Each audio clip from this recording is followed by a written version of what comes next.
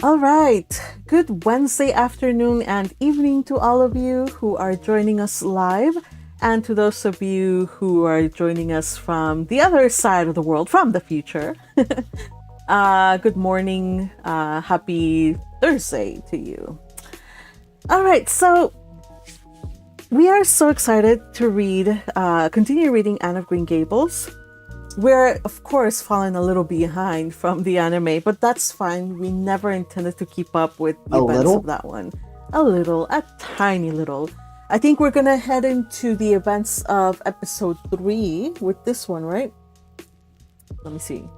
Episode 3. Yes, I think. Yeah, I think. Yeah, the Delights of Anticipation was episode 3. By the way, you guys, I was working on on writing out all the scripts because I'm gonna record all the reviews for episode 2, episode 3, and episode 4 at the same time. So I was writing all the reviews before we went live. That's why I was a little late, gang. Sorry. But I noticed when I clicked on Crunchyroll, like it started playing episode 2, and it started talking in English. So I was like, wait, we got a dub, you guys. So if you want to experience the dub, you should do so. They're like 2 episodes behind, but it's happening. And I'll be honest, it took a little used to, as dubs usually do. Like, it's not that the actors are no good or whatever. It's just you get used to like listening to the Japanese delivery and execution. So but subbed is better. Nice. Shush. But do check it out, and I will say I enjoy the fact that they're taking the cue from the sub translators. You know how in the anime they're using little lines from the book, even though it's kind of like old-timey English. They're using the same language so like straight out from the book. They're not modernizing the language. They're using lines from the book. So like, I declare, and what a queer girl she is. So I was like, oh well, that's interesting. Okay, I can go with it. By the way, hey Nick. Oh my goodness. Hello and welcome. Oh no, Nick left. He's gone. No, he's shy. What did I do, Nick? Why? You called him out. He's like, oh no, they noticed me. No. Hello. You guys, is it bad if I say hello? Like, I don't put you on the spot, do I? No. Aww. I like to be acknowledged. No, you totally never put us on the spot. Well, while we're talking about acknowledging people, I want to acknowledge the fine folks watching live today. First, they're gonna run away now. Yes. Please don't run away, though. Don't listen to Patrick. First on the list is Teal, who said, "Even wild horses couldn't drag me away from our fun read-alongs, but I was led to the block." I get that reference. You know what? I do too. The block of bureaucracy, that is. I think I'll be back, but if not, I leave you to this to remember me by. Teal, I'm so glad that you made it. Thank you for joining us. Me too. If it's not work, it's this thing called adulting, and I don't know, man. Happy that you're here with us. Boo, adulting. Yeah. 5 out of 10 I would not recommend, but not entirely 0 out of 10, because the other half is you get to eat what you want, buy what you want, go where you want. Gosh darn it, I do love that part. So it's 5 out of 10. Hirami also is there saying, hello everybody. Hello Hirami, how are you? Hi, I'm doing good. I'm excited for reading today. You guys, we only have two readers because it's only Marilla and Anne. So Hirami will be reading a role. It's up to you guys to guess which one. Don't worry, you'll have a 50% chance of getting it right. You only said 2 roles? That's there's another role. There's me. There's Matthew. But there's no Matthew in either of these chapters, so. Are you sure about that? There's none. There's no Matthew in either 13 or 14. Are you sure about that? I'm pretty sure. All right. We also have Little Butterfly who joined us. Hello, Butterfly. Happy to see you here. Hello. And Tio says we're about 3 tumblerfuls. Oh my goodness! So I loved the Diana mishap. The 3 tumblerfuls full of man. Imagine that. Your first time drinking and you drink 3 tumblerfuls of some kind of wine. That's gonna hurt the next day. And also we have White Rose K. Welcome, White Rose. Happy to see you. Says ready to listen. Yes, and we are ready to deliver. All right. So, quick TLDR. I hope nobody at home is drinking 3 tumblerfuls of wine. Huh? No. It's still a little too early for. Well, unless you're in the East Coast, but maybe leave it for the weekend. Let me. Yeah, I'm thinking about you. Like one time you joined us to our read along and you were drinking your wine. Yes, I was totally not drunk. Mm, Yes, I will please not admit to that. Yeah. All right. So, guess what, you guys? I was wrong. I was very, very wrong. I think I get it wrong. I did get it wrong. Patrick. I did. You are reading this in this read along. I really thought there was just Marilla and Anne. Why do you think I kept saying, are you sure about that? Because I was sure. I was sure as sure could be. And You were right. I was slightly less right. I have made it a habit, you guys. I have a terrible tendency, and I guess I shouldn't unload a lot of stuff on live because then later I regret it. But here's the thing. I have a terrible tendency to second guess myself. So sometimes I will double down when I do think I'm sure. Because I really did see that it was only 2 rules. So yeah, that happens. It's totally not that I'm constantly giving you a hard time. That's also why. That's also why you have to admit you are doing it to yourself a bit. I'm like, he's just causing chaos. I'm enjoying every second of it. So I see. Okay, good job. Okay, all right. So let's see. Magpie with chapter 14. And you see, yeah, I know. It was your comment, Hiremi, that actually had me go back to the chapter and see what the See, heck folks, is she doesn't trust me. I wouldn't put it that way, but I'll take you with a grain of salt. How's that? I mean, yeah, I wouldn't blame her if if she doesn't trust you. Oh, darn, no! Yes, high five across the internet. Thank you. All right. Thomas I'm feeling 70 is Rodney here. Dangerfield in here. Hey, I see Thomas 70. I remember you, buddy. Hey, welcome. Says, woohoo, I finally made it. So happy you're here with us. We have not yet started, but we are about to start. Gonna do a quick little kind of TLDR what happened. Anne was taken to the Cuthberts by mistake. They wanted a boy. She's a girl. They decided to keep her.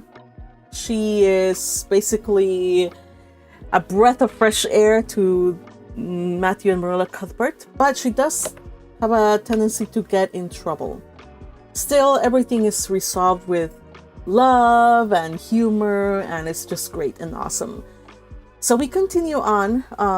I think in the last chapter, Anne made her first friend, Diana, and we continue on with the delights of Anne's new life in Green Gables. Today we will be reading chapter 13 and 14, and they will be read by the following people. So, chapter 13. Okay, here we go. Anne will be read by Teal. Marilla will be read by Hiremi. And yes, Patrick is reading, and he is reading Matthew. There are some lines for you. All right, so let's get started. We should do this. And again, thank you to Hiremi and Teal, who are the champs who highlight these chapters for us. Okay. Chapter 13. The Delights of Anticipation. It's time Anne was to do her sewing.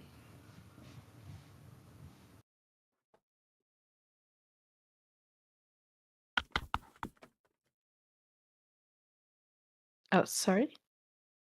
Hello, can you guys hear me? I can hear you. Magpie, are you still there? Oh no. Folks, we're having some technical difficulties. The Magpie cannot respond to us right now. Hello, you guys. Can you hear me? Yeah, you're speaking. Sorry, you guys. My headphone, the battery ran out, so I am charging. No. Sorry about that. It's funny. It's funny because we kind of heard the struggle. No. Oh my gosh! So I was charging my magic mouse, and now I have to choose between mouse or headphones. So, but I figured a solution, and I have the proper cable. So let's start from the top, you guys. No, Thomas 70. I didn't crash. I burned. All right. Let's do this. Once again, Chapter 13: The Delights of Anticipation. It's time Anne was to do her sewing, said Marilla, glancing at the clock and then out into the yellow August afternoon where everything drowned in the heat. She stayed playing with Diana more than half an hour more, and I gave her leave to. And now she spurs out there on the woodpile talking to Matthew. 19 to the dozen. When she knows perfectly well she ought to be at her work. And of course, he's listening to her like a perfect ninny. Ninny. I never saw such an infatuated man. Ninny. I never saw such an infatuated man. The more she talks and the other the things she says, the more his delight evidently. Anne Shirley, you come right in here this moment. Do you hear me? A series of staccato taps on the west window brought Anne flying in from the yard, eyes shining, cheeks faintly blushed with pink, unbraided hair streaming behind her in a torrent of brightness. "Oh, Marilla!" she exclaimed breathlessly. "There's going to be a Sunday school picnic next week in Mr. Harmon Andrews' field, right near the Lake of Shining Waters. And Mrs. Superintendent Bell and Mrs. Rachel Lynde are going to make ice cream. Think of it, Marilla. Ice cream! And oh, Marilla, can I go to it?" Just look at the clock, if you please, Anne. What time did I tell you to just come in? 2:00. But isn't it splendid about the picnic, Marilla? Please, can I go? Oh, I've never been to a picnic. I've dreamed of picnics, but I've never... Yes, I told you to come at 2:00, and it's 2:45. I'd like to know why you didn't obey me, Anne. Why, I meant to, Marilla, as much as could be. But you have no idea how fascinating Idlewild is. And then, of course, I had to tell Matthew about the picnic. Matthew is such a sympathetic listener. Please, can I go? You have to learn to resist the fascinations of idle whatever you call it. When I tell you to come in at a certain time, I mean that time and not half an hour later. And you needn't stop to discourse with sympathetic listeners on your way either. As for the picnic, of course you can go. You are a Sunday school scholar, and it's not likely I'd refuse to let you go when all the other little girls are going. But... faltered Anne. Diana says that everybody must take a basket of things to eat. I can't cook, as you know, Marilla, and I don't mind going to a picnic without puff sleeves so much, but I'd feel terribly humiliated if I had to go without a basket. It's been preyed on my mind ever since Diana told me. Well, it needn't pray any longer. I'll bake you a basket. Oh, you dear, good Marilla. Oh, you are so kind to me. Oh, I'm so much obliged to you. Getting through her oaths, Anne cast herself into Marilla's arms and rapturously kissed her sallow cheek. It was the first time in her whole life that childish lips had voluntarily touched Marilla's face. Again, that sudden sensation of startling sweetness thrilled her. She was secretly vastly pleased at Anne's impulsive caress, which was probably the reason why she said brusquely, There, never mind your kissing nonsense. I'd sooner see you doing strictly as you're told. As for cooking, I mean to begin giving you lessons in that some of these days. But you're so feather-brained, and I've been waiting to see if you sober down a little to learn to be steady before I begin. You've got to keep your wits about you in cooking and not stop in the middle of things to let your thoughts rove all over creation. Now, get out on your patchwork and have your square done before tea time. I do not like patchwork, said Anne dolefully, hunting out her work basket and sitting down before a little heap of red and white diamonds with a sigh. I think some kinds of sewing would be nice, but there's no scope for imagination in patchwork. It's just one little seam after another, and you never seem to be getting anywhere. But of course, I'd rather be Anne of Green Gables sewing patchwork than Anne of any other place with nothing to do but play. I wish time went as quick sewing patches as it does when I'm playing with Diana, though. Oh, we do have such elegant times, Marilla. I have to furnish most of the imagination, but I'm well able to do that. Diana is simply perfect in every other way. You know that little piece of land across the brook that runs up between our farm and Mr. Barry's? It belongs to Mr. William Bell, and right in the corner there's a little ring of white birch trees. The most romantic spot, Marilla. Diana and I have our playhouse there. Will you call it Idlewild? Isn't that a poetical name? I assure you, it took me some time to think it out. I stayed awake nearly a whole night before I invented it. Then, just as I was dropping off to sleep, it came like an inspiration. Diana was enraptured when she heard it. We've got our house fixed up elegantly. You must come and see it, Marilla. Won't you? We have great big stones, all covered with moss for seats, and boards from tree to tree for shelves. And we have all our dishes on them. Of course, they're all broken, but it's the easiest thing in the world to imagine that they are whole. There's a piece of a plate with a spray of red and yellow ivy on it that is especially beautiful. We keep it in the parlor, and we have the fairy glass there, too. The fairy glass is as lovely as a dream. Diana found it out in the woods behind their chicken house. It's all full of rainbows, just little young rainbows that haven't grown big yet, and Diana's mother told her it was broken off a hanging lamp they once had. But it's nice to imagine the fairies lost it one night when they had a ball, so we called it the fairy glass. Matthew is going to make us a table. Oh, we have named that little round pool over in Mr. Barry's field Willowmere. I got that name out of the book Diana lent me. That was a thrilling book, Marilla. The heroine had 5 lovers. I'd be satisfied with one, wouldn't you? She was very handsome, and she went through great tribulations. She could faint as easy as anything. I'd love to be able to faint. Wouldn't you, Marilla?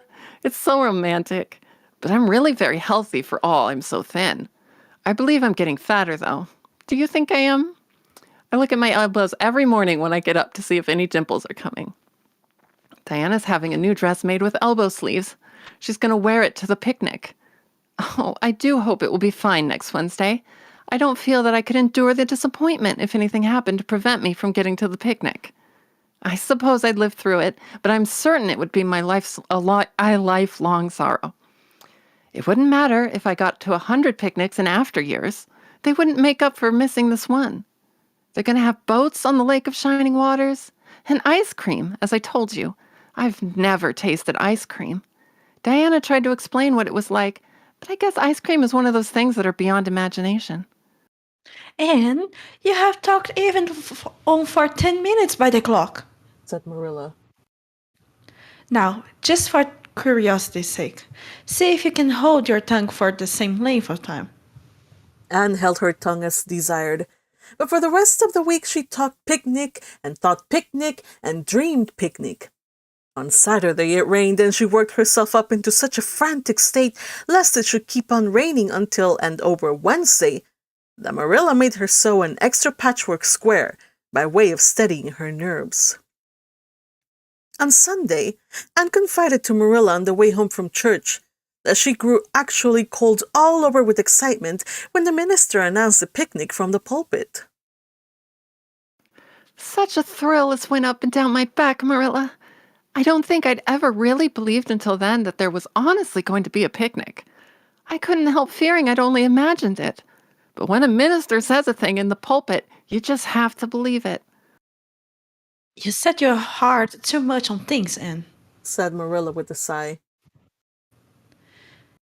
I'm afraid there are a great many disappointments in store for you through life. Oh, Marilla, looking forward to things is half the pleasure of them, exclaimed Anne. You mayn't get the things themselves, but nothing can prevent you from having the fun of looking forward to them. Mrs. Lynde says, "Blessed are they who expect nothing, for they shall not be disappointed." But I think it would be worse to expect nothing than to be disappointed. Marilla wore her amethyst brooch to church that day as usual. Marilla always wore her amethyst brooch to church. She would have thought it rather sacrilegious to leave it off, as bad as forgetting her Bible or her collection dime. That amethyst brooch was Marilla's most treasured possession. A seafaring uncle had given it to her mother, who in turn had bequeathed it to Marilla. It was an old-fashioned oval, containing a braid of her mother's hair, surrounded by a border of very fine amethysts.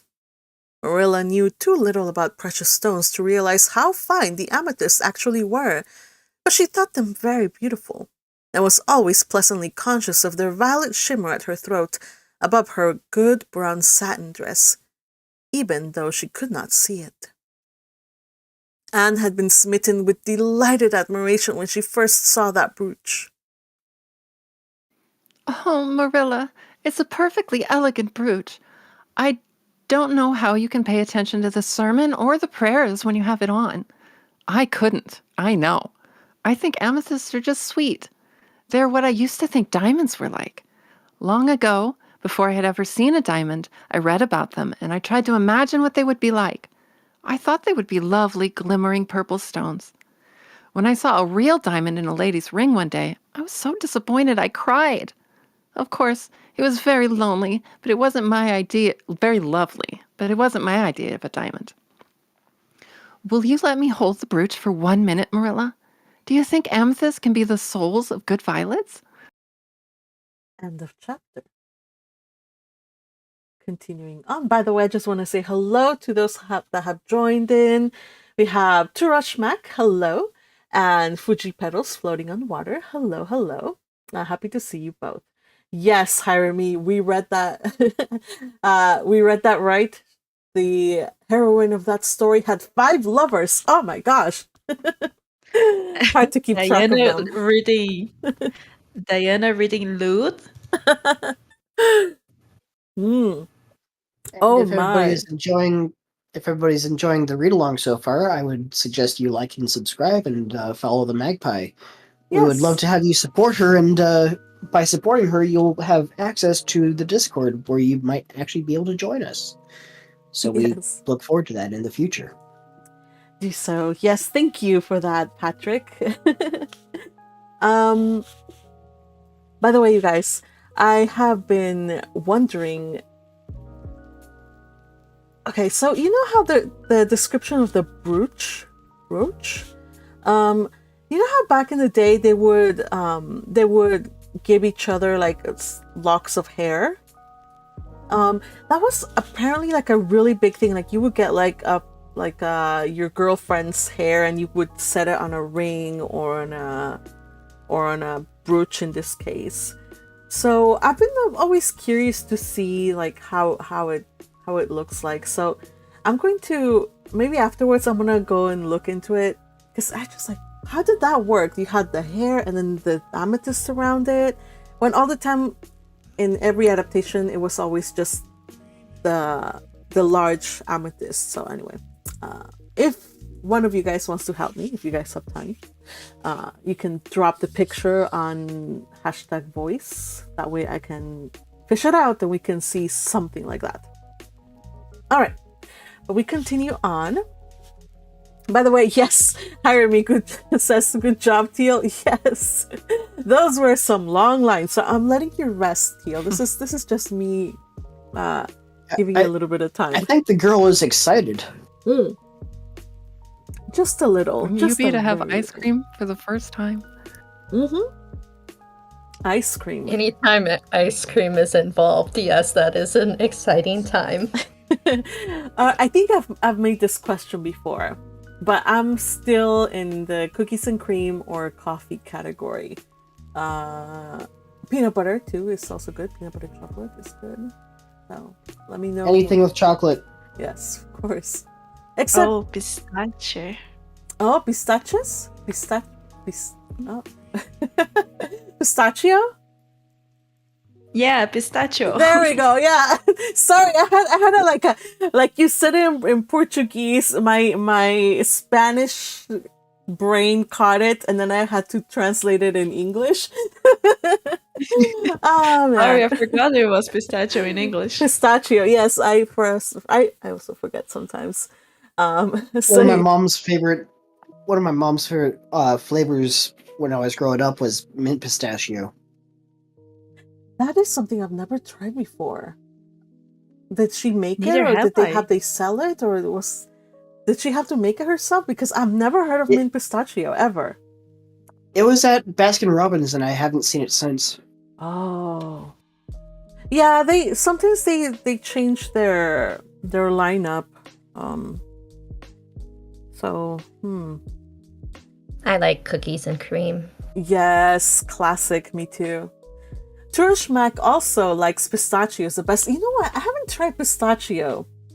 That's something I should rectify. I think the only time I had pistachio in ice cream was I got a saffron rose. That was a really fancy ice cream, by the way. So as evidenced by the saffron, right? And then they topped it with like, or I think it had like within it, they had like crunchy bits of pistachio and like rose. But I haven't actually had it flavored, so I'm curious now. I have to look for it somewhere. It's bound to be somewhere. All right. So yeah, keep sharing me your favorite ice cream flavors. All right, let's continue on with chapter 14, Anne's confession. Oops. Oh, I changed. Okay, never mind.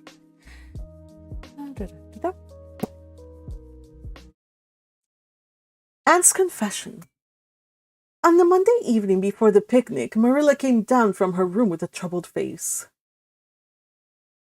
Anne, she said to that small personage who was shelling peas by the spotless table and singing Nellie of the Hazel Dell with a vigor and expression that did credit to Diana's teaching. Did you see anything of my amethyst brooch? I thought I stuck it in my pincushion when I came home from church yesterday evening, but I can't find it anywhere. I saw it this afternoon when you were away at the Aid Society, said Anne a little slowly. I was passing your door when I saw it on the cushion, so I went in to look at it. Did you touch it? said Marilla sternly. Yes, admitted Anne. I took it up and I pinned it on my breast just to see how it would look. You had no business to do anything of the sort. It's very wrong in a little girl to meddle. You shouldn't have gone into my room in the first place, and you shouldn't have touched a brooch. That didn't belong to you in the second. Where did you put it? Oh, I put it back on the bureau. I hadn't it on a minute. Truly, I didn't mean to meddle, Marilla. I didn't think about its being wrong to go in and try on the brooch, but I see now that it was, and I'll never do it again. That's one good thing about me. I never do the same naughty thing twice. You didn't put it back, said Marilla. That brooch isn't anywhere on the bureau. You've taken it out or something, Anne. I did put it back, said Anne quickly. Pertly, Marilla thought. I don't just remember whether I stuck it on the pincushion or laid it in with the china tray, but I'm perfectly certain I put it back. We go and have another look, said Marilla, determining to be just. If you put that brooch back, and there's still... If it isn't, I will know you didn't. That's all. Marilla went to her room and made a thorough search, not only over the bureau, but over every place she thought the brooch might possibly be. It was not to be found, and she returned to the kitchen. And the brooch is gone. By your own admission, you were the last person to handle it. Now, what have you done with it? Tell me the truth all at once. Did you take it out and lose it? No, I didn't, said Anne solemnly, meeting Marilla's angry gaze squarely. I never took the brooch out of your room, and that is the truth. If I was to be led to the block for it, although I'm not very certain what a block is. So there, Marilla. Anne's "so there" was only intended to emphasize her assertion, but Marilla took it as a display of defiance. I believe you're telling me a falsehood, Anne, she said sharply. I know you are. There now. Don't say anything more unless you are prepared to tell the whole truth. Go to your room and stay there until you're ready to confess. Will I take the peas with me? said Anne meekly. No, I'll finish sewing them myself. Do as I bid you. When Anne had gone, Marilla went about her evening tasks in a very disturbed state of mind. She was worried about her valuable brooch. What if Anne had lost it? And how wicked of the child to deny having taken it when anybody could see she must have, with such an innocent face, too. I don't know what I wouldn't sooner have had happen, thought Marilla as she nervously shelled the piece. Of course. I don't suppose she meant to steal it or anything like that. She's just taking it to play with it or help along that imagination of hers. She must have taken it, that's clear, for there hasn't been a soul in that room since she was in it. By her own story, until I went up tonight, and the brooch is gone. There's nothing surer. I suppose she has lost it and is afraid to her own fear she will be punished. It's a dreadful thing to think she tells falsehoods. It's far worse thing than her fit or temper. It's a fearful responsibility to have a child in your house you can't trust. Slyness and untruthfulness, that's what she has displayed. I do care feel worse about that than about the brooch. If she'd only have told the truth about it, I wouldn't mind so much. Marilla went to her room at intervals all through the evening and searched for her brooch without finding it. A bedtime visit to the East Gable produced no result. Anne persisted in denying that she knew anything about the brooch, but Marilla was only the more firmly convinced that she did. She told Matthew the story the next morning. Matthew was confounded and puzzled.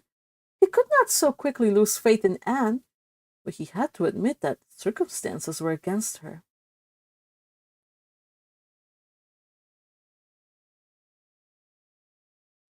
Oops, I got a little distracted, sorry. Chat? You're sure it hasn't fell down behind the bureau?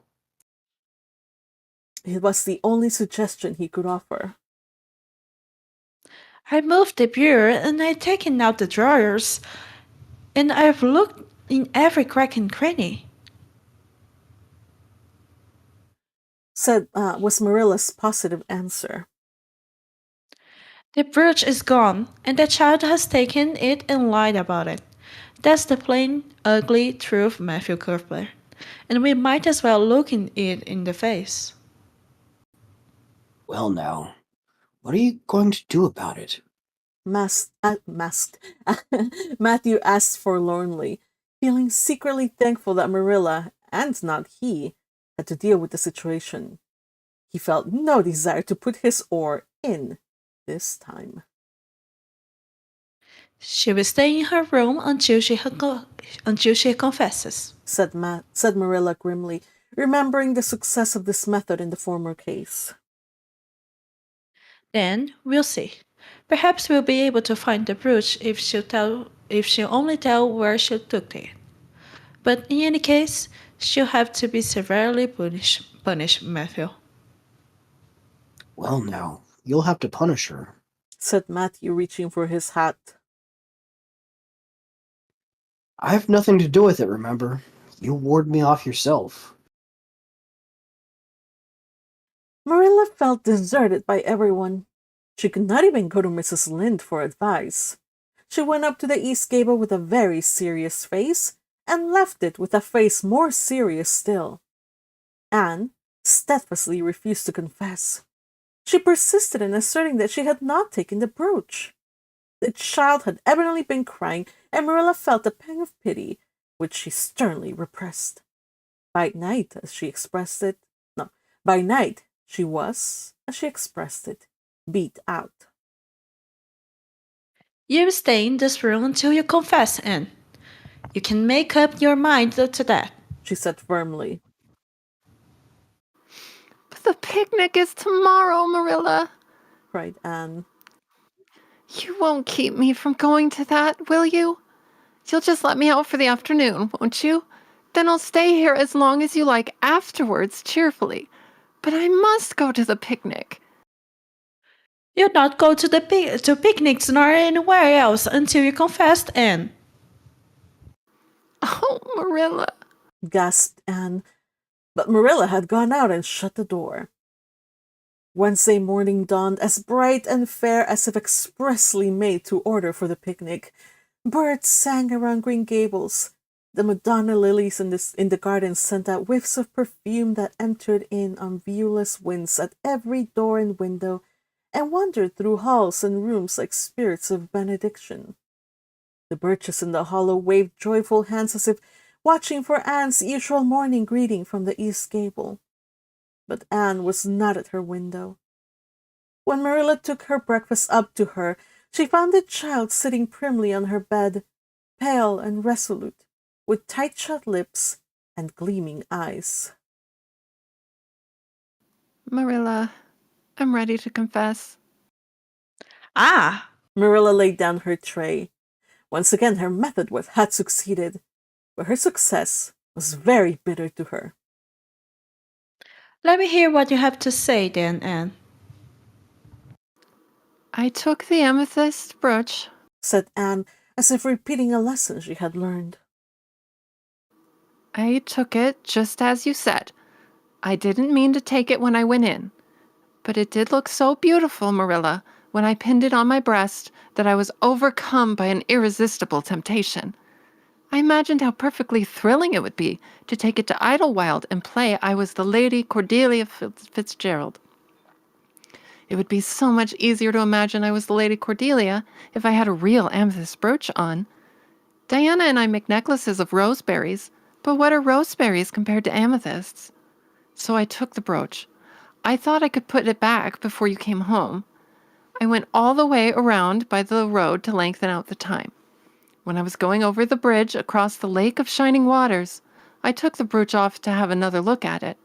Oh, how it did shine in the sunlight. And then, when I was leaning over the bridge, it just slipped through my fingers, so, and went down, down, all purply sparkling, and sank forevermore beneath the lake of shining waters. And that's the best I can do at confessing, Marilla. Marilla felt hot Anger surged up into her heart again. This child had taken and lost her treasured amethyst brooch, and now sat there calmly reciting the details thereof without the least apparent compunction or repentance. Anne, this is terrible, she said, trying to speak calmly. You are the very wickedest girl I ever heard of. Yes, I suppose I am, agreed Anne tranquilly. And I know I'll have to be punished. It'll be your duty to punish me, Marilla. Won't you please get it over right off, because I'd like to go to the picnic with nothing on my mind. Picnic indeed! You will go to no picnic today, Anne Shirley. That shall be your punishment. And it isn't half severe enough either for what you have done. Not go to the picnic? Anne sprang to her feet and clutched at Marilla's hand. But you promised me I might. Oh, Marilla, I must go to the picnic. That was why I confessed. Punish me any way you like but that. Oh, Marilla, please, please let me go to the picnic. Think of the ice cream. For anything you know, I may never have a chance to taste ice cream again. Marilla disengaged Anne's clinging hands stonily. You needn't plead, Anne. You're not going to the picnic, and that's final. No, not a word. Anne realized that Marilla was not to be moved. She clasped her hands together, gave a piercing shriek, and then flung her face downward, and then flung herself face downward on the bed, crying and writhing in an utter abandonment of disappointment and despair. For the land's sake, gasped Marilla, hastening from the room. I believe the child is crazy. No child in her sense would behave as she does.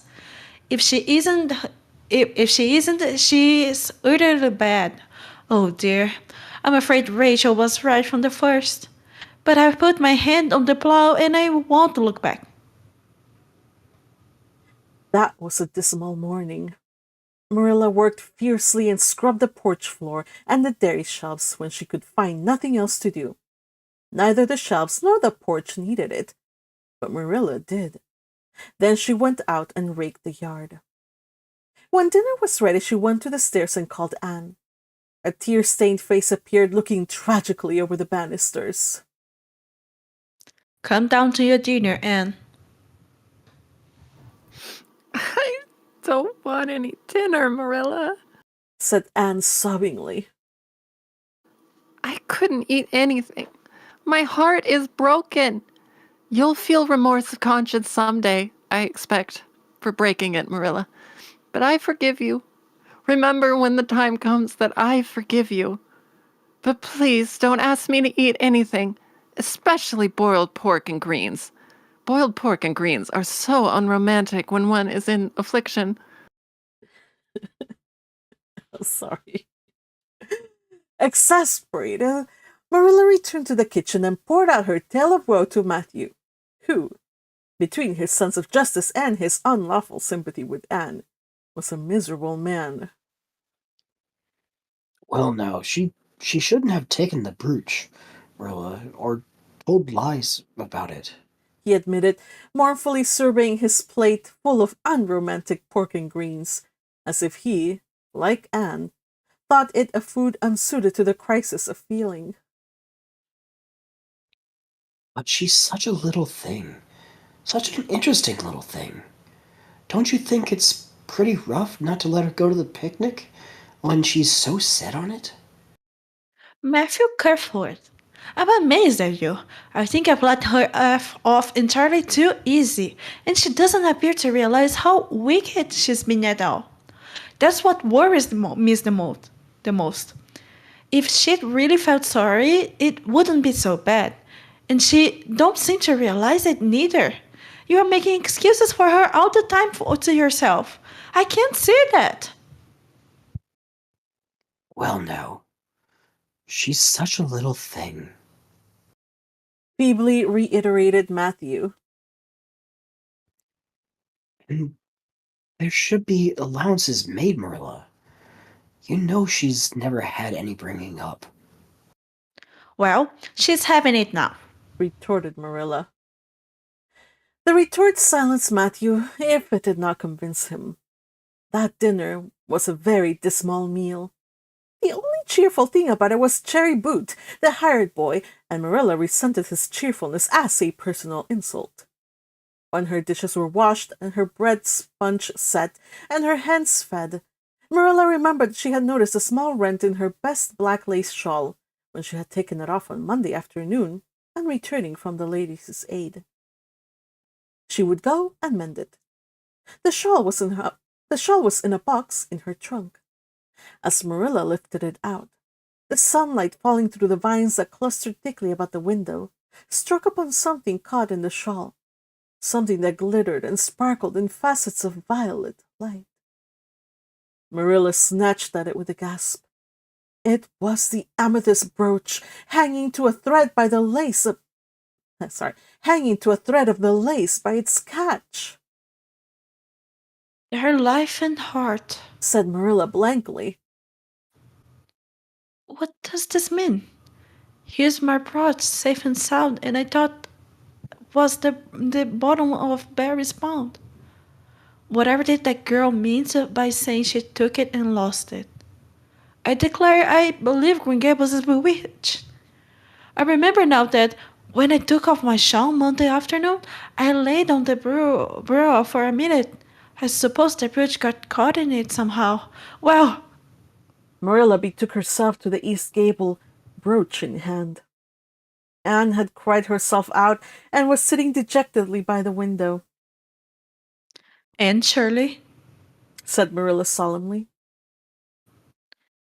I've just found my brooch hanging on my black lace shawl. Now I want to know what that ring Monroe you told me this morning meant. Why, you said you'd keep me here until I confessed, returned Anne wearily. And so I decided to confess because I was bound to get to the picnic. I thought out a confession last night after I went to bed and made it as interesting as I could. And I said it over and over so that I wouldn't forget it. But you wouldn't let me go to the picnic after all, so all my trouble was wasted. Marilla had to laugh in spite of herself, but her conscience pricked her. And you do beat all. But I was wrong. I see that now. I shouldn't have doubted your word when I've never known you tell a story. Of course, it wasn't right for you to confess to a thing that you haven't done. It was very wrong to do so. But I drove you to it. So if you forgive me, Anne, I'll forgive you, and we'll start square again. And now, get yourself ready for the picnic. Anne flew up like a rocket. Oh, Marilla, isn't it too late? No, it is only 2 o'clock. They won't be more than well gathered yet, and it will be an hour before they have tea. Wash your face and comb your hair and put on your gingham. I will fill a basket for you. There's plenty of fluff baked in the house. And I will get Jerry to hitch up a sorrel and drive you down the picnic ground. Oh, Marilla, exclaimed Anne, flying to the washstand. 5 minutes ago I was so miserable I was wishing I'd never been born, and now I wouldn't shame places with an angel. That night, a thoroughly happy, completely tired out Anne returned to Green Gables in a state of beatification impossible to describe. Oh, Marilla, I've had a perfectly scrumptious time. Scrumptious is a new word I learned today. I heard Mary Alice Bell use it. Isn't it very expressive? Everything was lovely. We had a splendid tea, and then Mr. Harmon Andrews took us all for a row on the Lake of Shining Waters, 6 of us at a time. And Jane Andrews nearly fell overboard. She was leaning out to pick water lilies, and if Mr. Andrews hadn't caught her by her sash just in the nick of time, she'd have fallen in and probably been drowned. I wish it had been me. It would have been such a romantic experience to have been nearly drowned. It would be such a thrilling tale to tell. And we had the ice cream. Words fail to describe that ice cream. Marilla, I assure you it was sublime. That evening, Marilla told the whole story to Matthew over her stocking basket. I'm willing to own up that I made a mistake. She concluded candidly. But I've learned a lesson. I have to laugh when I think of Anne's confessions, although I suppose I shouldn't for it really be a falsehood. But it doesn't seem as bad as the other would have been, somehow. And anyhow, I'm responsible for it. That child, it's hard to understand in some respects. But I believe she will turn out alright yet. And there's one thing certain. No house will ever be due that she's in. End of chapter. Oh, it's such a funny chapter. Oh, that was a fun one. Yeah. It's about half an episode. It's a serious topic about like parents punishing a child until they blurter out a answer that the parents are satisfied with. Mm-hmm. I think that happens a lot. But her comments like, "Oh, is it romantic to drown?" I was like, "Girl, come on." No, it is not. It is not. This girl has her head in the clouds constantly. She does. I was repeating myself an interesting story because I didn't want to forget about it. Oh my goodness. So, Marilla's right. Though- A place where Anne is at will never be a boring place. Patrick? So, chat may have it right because they seem to be talking about Anne getting isekai'd. If she was in the lake and got herself drowned, she might be in the world of Jürgenschmidt right now. Oh. Are we talking crossovers now? I think I saw somebody mention Yes. Oh, okay. Several people are talking about her reincarnating into Klassenberg or something like that. Klassenberg, yeah. I want her to be friends with mine. I really do. I think she would be a great friend to mine. I mean, mine already has Hannelore, you know, like I was thinking like Hannelore and Rosamund, they're kind of like the same dynamic that Anne and Diana have. Like Diana's more like introverted, I guess, like the more sedate little girl, and then you have this chaos gremlin who's like pulling her into all kinds of misadventures, as we'll see further on. Diana is very much a I'd say Irano, not Rosamund, because Rosamund is a little more outgoing. Yeah, but for example, in the like, if we were to compare it to the Hannelore Rosamund, like I know that it's not perfectly one-to-one, like because Diana seems to be the more of a bookworm, at least when they start, whereas in here, I mean, bookworm, you had Hannelore she didn't mind reading. Let's just say that that was the best she could say, and she only grew to like reading later. Yeah, Rosamund definitely pulled her into that one. Yeah, but they still have the same kind of dynamic, like troublemaker and their friend who follows along. So it's really sweet. I hope that more people that enjoy bookworm can get hooked into Anne of Green Gables, because it's totally different genre, but you still get the same cozy, heartwarming, feel good, wholesome vibes that we can get from bookworm. Absolutely. Yeah, it's kind of like, you know, it's a gateway drug. You know, you get the fix from bookworm, then you run out of bookworm, and then you're like, I need more books. So you start going into other titles. Anna Green Gables is a great one.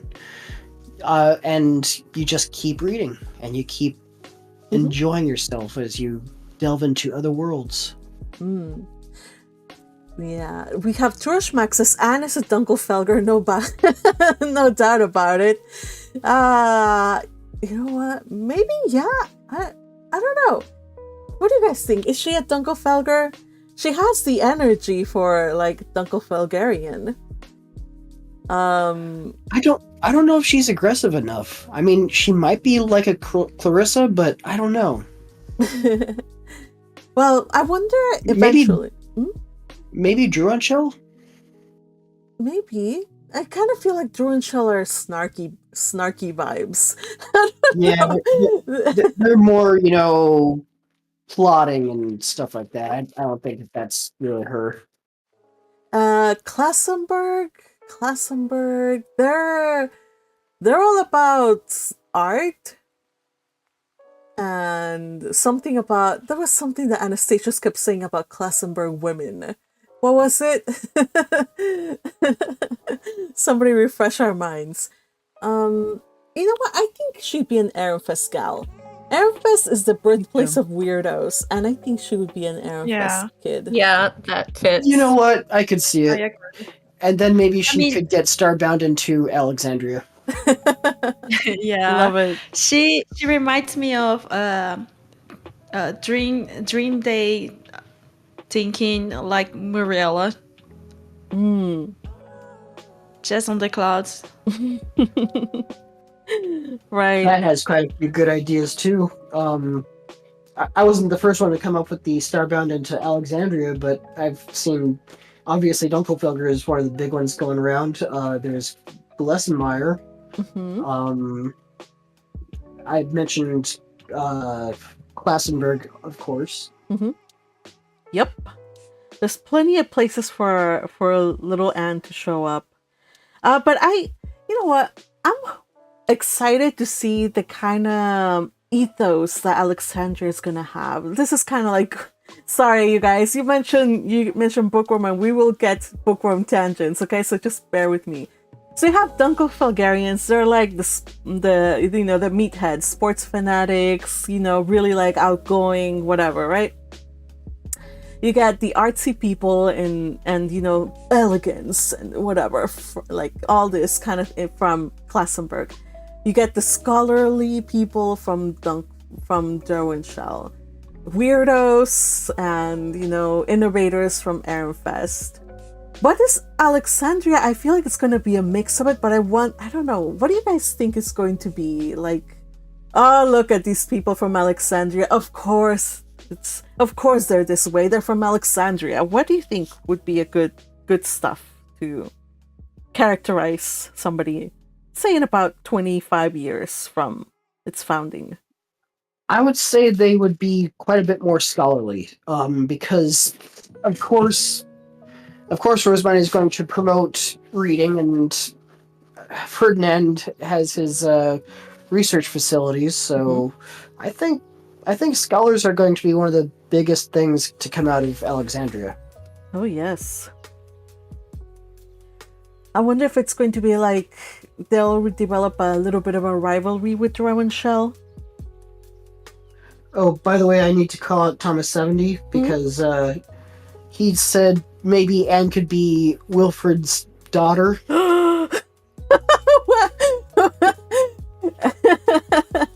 Oh my. Thomas 70, have you read Hannelore? Do you know the whole thing? While we don't hate Wilfred as much as we did when we were in the middle of part 5 of A Sense of a Bookworm, his story is kind of sad. Kind of real sad if you think about it. It's really sad. I don't know. Maybe, I guess. Tell me, why would you pick Wilfred and not, say, Melchior's kid or Charlotte's kid? Or why Wilfred? Sounds like he wants to curse Wilfred for how he treated Rosemine, because having escaped being starbound to Rosebine, he gets cursed with a child that's almost just like her. Oh, here's Turshmak says, where's Mariela's romance book buddy from? What was the name? Mariela, she was from somewhere in L. No. Oh. Her name was Lurati from Gillisenmeyer. I think it was Gillisenmeyer. I forget. I think it was Gillisenmeyer. And I think Gillisenmeyer is a Greater Duchy. So maybe from there. We can search it on the fan wiki. Yes, somebody search it, please. Also, Thomas says yes, I'm reading Hannelore. I still like to pick on Wilfrid. Okay, so I will be honest. I too also like to pick on Wilfrid. The habit got too ingrained, and now I do like to pick on Wilfrid. Even though we know that Oswald is the one to blame for everything. Oh, Lorsringer. Okay. So Fuji Petals says Lorsringer. Yeah, I think that could be true. Thank you for checking. That would be a good place. I always thought that... Brenner. Yeah. I always thought that... I don't know, in my head... For some reason, because again, fanfics have kind of like ruined my brain now. That's why I kind of hesitate to say stuff with authority, because I don't know where fanfiction and canon ends and where, I don't know. Sometimes I get to blend them both. But in my head, for some reason, I have Lurati going to Aramfest and marrying Wilfrid, because Lurati, remember, she's an Archduke candidate, or at least she's an archnoble. Somewhere up there, and she's looking for an opportunity to be able to marry into Aramfest. So, I mean, she's still Arch Scholar. Yeah, Arch Scholar. So, Wilfrid, when he becomes Skeeb, what's the name of that? He becomes a new Gerlach. Oh my gosh, Skeeb Gerlach Wilfrid. That sounds so wrong, you guys.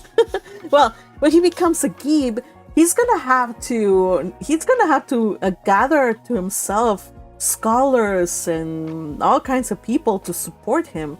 So, I don't know. Just a thought. Please tell me he doesn't marry her. Don't curse her like that. Well, I'm saying that Wilfrid is not quite. He's not quite the terrible character that we thought he was. After Hannelore, I think we can give him like, okay, we understand. Again, it's not altogether 100% excused, but if Lurati is going to marry, she could do worse than Wilfrid, I guess, by marrying like some old man who'd be like, oh, you're like my second wife and whatever. I don't know.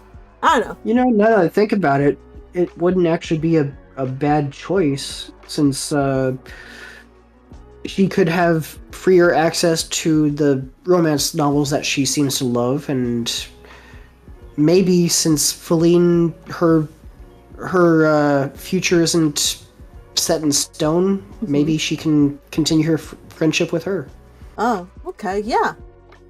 Oh, you guys, we were like Lossringer and then Glissenmeyer, and Trushmak went ahead. We were all wrong. It's just Brenier.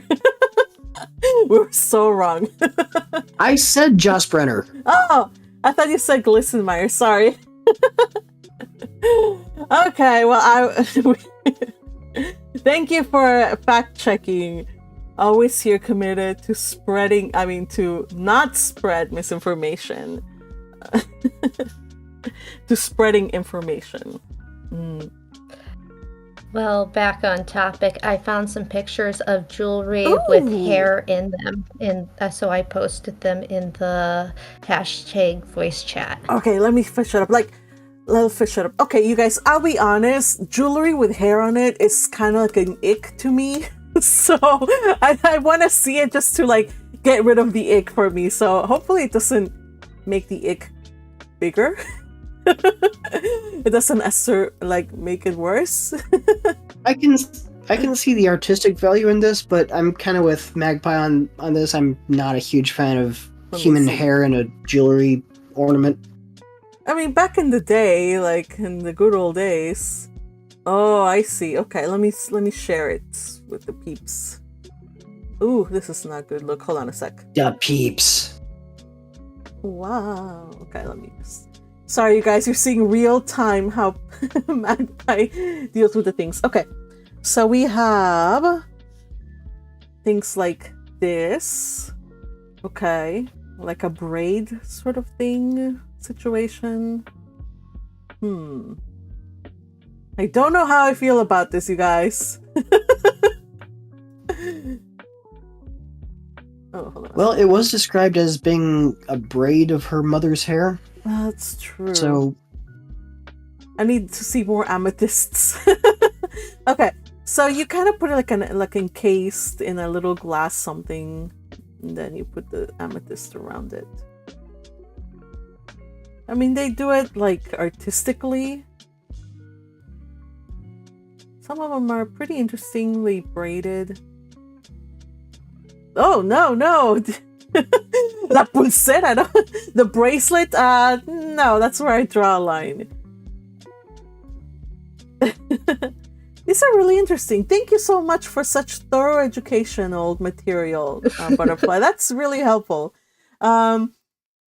Still have my qualms about it, but again, I am not a girl of that time of that era, so like all the time I saw it in books of like Victorian times, like, oh, like I will set a lock of hair in this ring and whatever.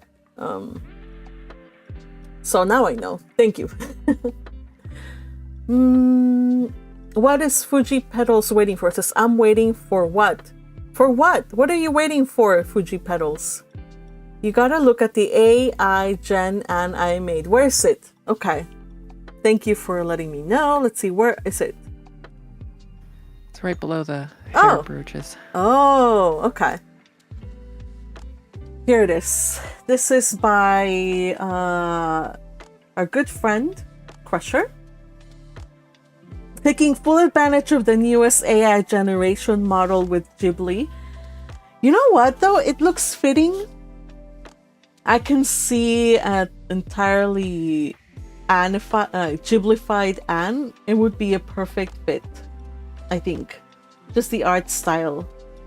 It looks like something Ghibli themselves would have done. Well, of course, this is the Ghibli generation. Whatever. Well, fun fact. The original Land of Green Gables anime was made by the guys who went on to create Studio Ghibli. Yes, that is true. That is very, very true. And if you can see, I think you can see a little bit of some of the aesthetic, creative choices that we see in other animes that are very, very well beloved. You can see it in the original Anne. Like, just, there's something about Ghibli films that kind of like, I don't know, they have like a feel, and you could get it from this one, from the 1975 version. So if you haven't watched it, I highly encourage you to do so. I haven't finished it. When Anne of Green Gables, when the series started, I hadn't watched it either. Or I think I had watched it like a long, long time ago, but it must have been like a long time ago because I probably watched it in Spanish. So that is a very long time ago. So I'm rewatching it now. Now that I think about it, seems like Studio Ghibli is very. They have a fixation on Western stories, since that's what a lot of their movies are based on. Yeah.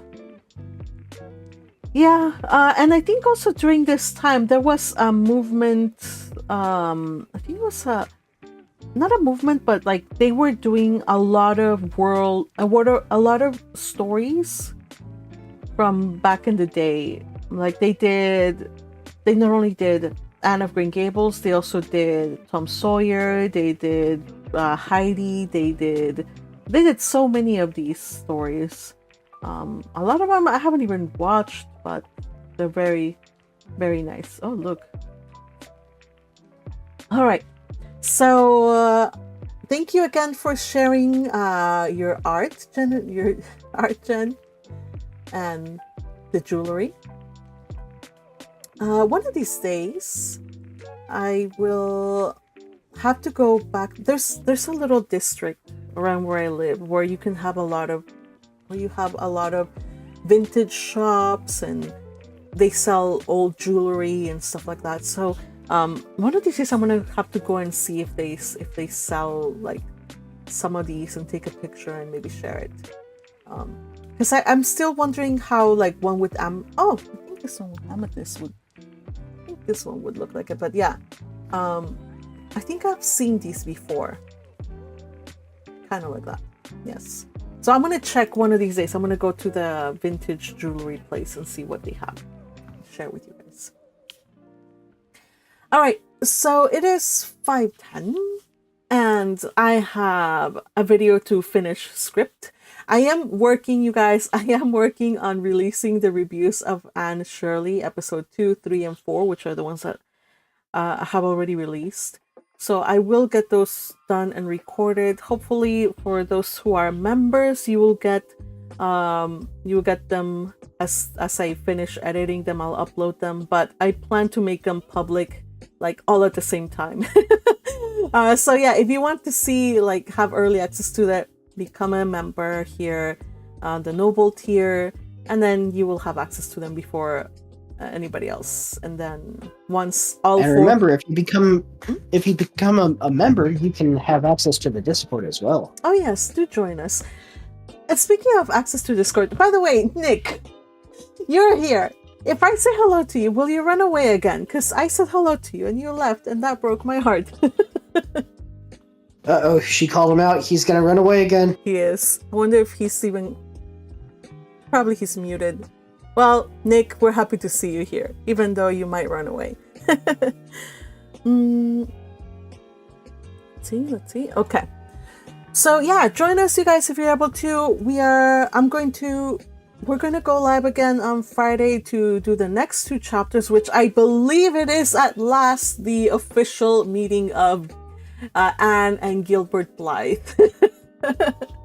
I really do look forward to it. It is. I was reading ahead a little bit. Yeah, if you enjoyed the anime, you will definitely enjoy the book. It's so good. I really, really, really, really like this part. Not because of the violence, because there's no excuse for violence. I'm sorry, and that was out of line, but the writing is so good. I must disagree. There are sometimes excuses for violence. Okay. All right. So I will say this, you guys. I was a very shy and quiet kid. But one time at school, somebody really pissed me off. And it was a guy, a boy, because this was middle school. So a boy, we're still kids. And I was drawing my thing because we were doing like a set for a school play, and I was drawing the things, and there was glitter about or something like that, and he blew the glitter, and I was like, dude, stop it. So anyway, something happened, and I got so angry I punched him. And except I was kneeling on the floor and he was standing, so the first place that my hand connected to was, well, you can imagine, at the level of the family jewels. Let's just say that. So that was, I learned afterwards to be a little less explosive and hold my... Suffice it to say, it was awkward. And years later, I met him because we were going to a small school, and it was anyway. I met him again, and we kind of chuckled over it, but still, it was not good. So anyway, yeah, Troshmak. Magpie felt no. I guess if you must say that, it was not on purpose, and I didn't quite feel it as more like I punched it. Okay, just saying. Okay, it's a difference between grabbing and then just punching. Okay. All right. Enough. Sounds like someone's been watching Apothecary Diaries. Oh, you can tell who? Yeah, of course. All right, everybody. Before this conversation devolves further, and I know it was all my fault that I made it, kind of head that direction. Well, I hope that you guys. It's already too late for that because Thomas 70 said, "Did somebody kiss the frog?" Says Miss. He cleared it up. Okay. All right, so I guess we should get going. Thank you so much to all of you who joined us. I had a lot of fun. Again, reading Anne of Green Gables always brings a smile to my face, but it is so much the more enjoyable because I get to share it with you guys. Thank you, gang, to who read. Today, Anne was read by Teal, Marilla was read by Hireme, and Matthew was read by Patrick. And of course, we had our highlighters, Hireme and Teal, who made it possible for us to enjoy this together. And of course, thank you to all of you who are watching. I hope that you guys... Oh, here's a question. Magpie, will you move into the other books in the same universe as Anne? Oh, so like... Should I read the rest of the books? I don't know. We'll see how things feel because I think it's gonna take a long time for us to get through this book. So we'll see. It depends. It depends on the reception that these get. And also because I do have a reading channel, so if I do a reading channel, if I do them, it will probably be in the reading channel. But mostly, I doubt it because I really want to get started on Count of Monte Cristo, which we are reading on the other channel once we finish Anne of Green Gables. So I think the answer to that will be a no. However, if you do enjoy this kind of writing style, I do encourage you to go to the Chattering Magpie Reads. I read the entirety of The Blue Castle, which is hugely enjoyable. And okay, granted, I had to read it all myself, so the gang wasn't with me. So you just have to put up with me, soliloquizing all on my own. But it's worth tuning in just to hear the story. It's a really good story written by the same author as Anne of Green Gables. So if you liked it, head on over there. You can go and listen to all 13 streams that cover all the book. So check it out. All right. So I think that covers it. Akihana is with us in the chat. Welcome, Akihana. Good morning. Yeah, she woke up just to join us just in time for us to end the stream. Well, I hope you have a wonderful day and have a yummy breakfast. I should probably go and get something to eat. Ooh, Trush Maxis. I'm hoping Trash Tier will do a breakdown for Apothecary Diaries. I haven't heard, or maybe you guys know, what he plans to do since he finished doing the deep dives. But that would be a good one. I know he started Tanya the Evil. I don't know if he's going to continue that. But we'll see. I'm interested too. That's a book series that I'm interested in reading. Yeah, I haven't started the anime either, so... the anime is good. Oh, okay. The Yeah. anime is very fun. And from what I know, there's a season. Somebody announced there would be another season, so we'll see. So yeah, that's one of the ones I have to watch. So, if you are... One of these days, I should probably watch it, huh? I should do a watch party. Yeah, I should watch it. He's a good one. Yeah, alright. So, anyway... but we'll talk about that later. All right, you guys. I'm gonna take off now. But we'll see you on Friday. Thank you, gang, for joining us. Hasta la vista. Hasta viernes. Take care. Bye, everybody. Sayonara. Bye-bye. Ciao. Bye. Adios.